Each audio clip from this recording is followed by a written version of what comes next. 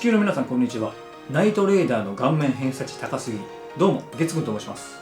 今日はウルトラヒーロー解説動画で、作品の解説動画ではなく、ヒーローのこれまでの活躍や休日の過ごし方などを解説していく動画です。そして今日の主役はこの人。ウルトラマンノア。ちなみにこのウルトラマンノア、ウルトラマンザネクストとウルトラマンネクサスと同一人物なんですけど、ネクストとネクサスの解説は別の動画でやろうと思います。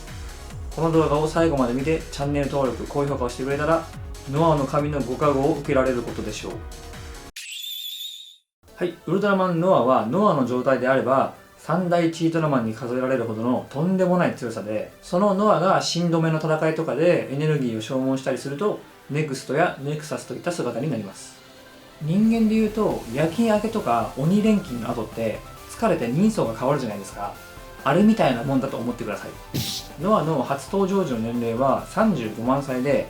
あのウルトラマンキングよりも年上です。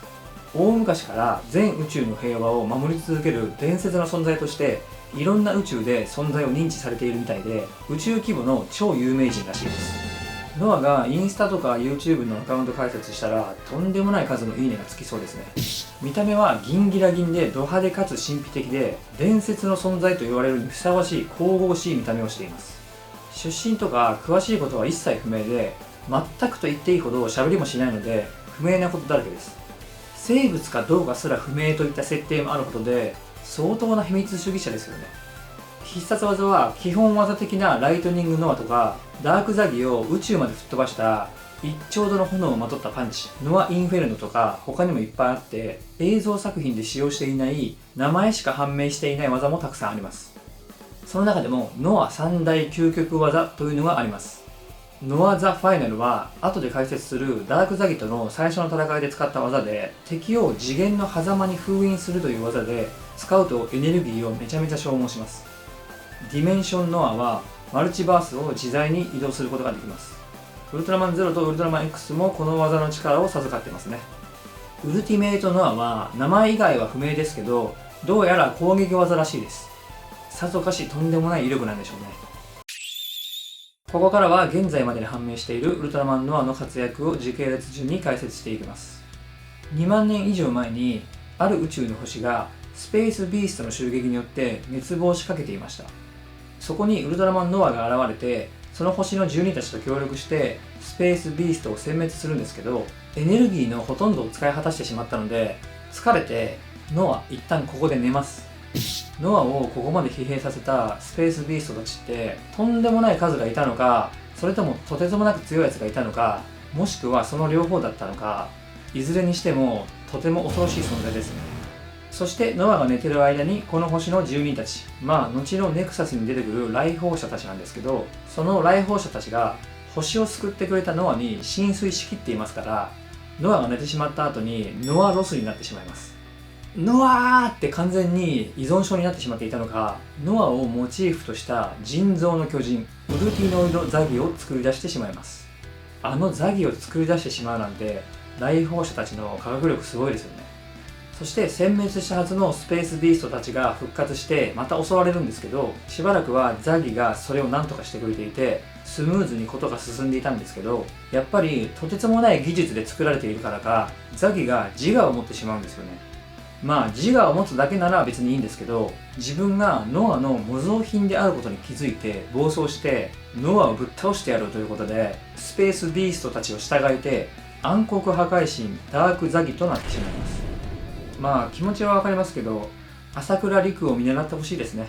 そしてダークザギとスペースビーストによってこの星は壊滅状態になるんですけど、来訪者たちの最後の手段でもうええわ、星ごと爆破してまえってことで星ごとザギを爆破して処理しようとするんですけど、ザギはその超新星爆発にも耐えます。耐久力異次元ですね。でその爆発に巻き込まれてダークザギと眠っていたウルトラマンノアが時空の歪みに消えます。ノアびっくりしたでしょうね。起きたら別宇宙にいた件とか言って2チャンネルにスレッド立ててたかもしれませんね。この来訪者の星での一連の流れ、映像で見てー。はい、そしてその超新星爆発によってできた時空の歪みで移動してきた宇宙があの M78 ワールドでした。ここから映画ウルトラマンときて、ウルトラマンネクサスの本編に繋がっていくんですけど、今から話すこの M78 ワールドでの出来事は、一応静止扱いのはずなんですけど、扱いが非常にふわっとしていて、これから先なかったことになる可能性もあります。で、映像作品ではなくて、複数の雑誌などで描かれた部分ですので、各媒体ごとに細かいところが微妙に違っていたりします。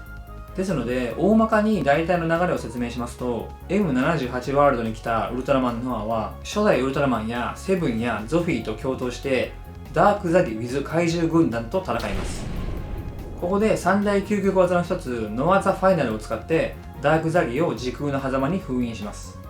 媒体によってはコスモスとか太郎とも共闘していたり、怪獣軍団の内容も違っていたり、最後は時空の狭間にノア自身も行くんですけど、それまでの過程がザギに引きずり込まれていったりとか、自ら行ったりとか、いろいろと違っています。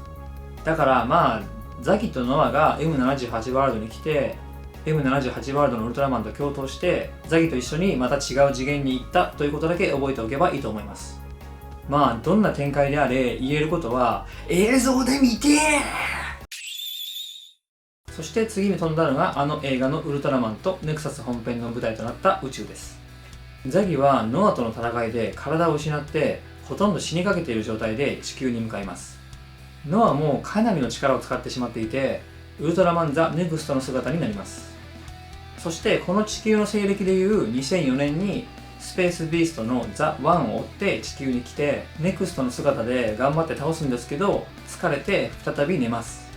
超新星爆発で叩き起こされて、しかも寝起きで自分と同じような性能の化け物と戦う羽目になって、さらに消耗が激しい技も使って、その後スペースビーストも倒していますから疲れて当然ですよね。そしてその5年後の2009年からはウルトラマンネクサスの本編の内容ですので、そちらの方はウルトラマンネクサスの解説動画の方で解説します。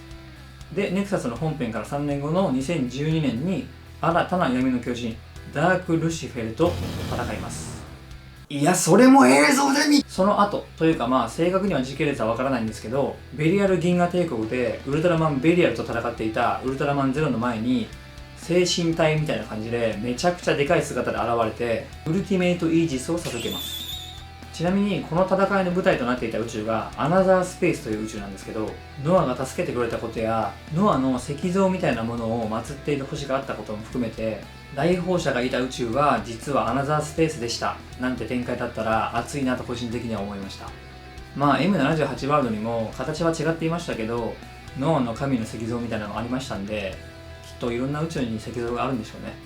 その後ウルトラ重勇士やウルトラマン X にもウルトラマンネクサスとして登場していますけど、その辺もネクサスの解説動画やまた別の動画で解説します。ここまで見ていただいて本当にありがとうございました。それではまた次の動画で。さよなら。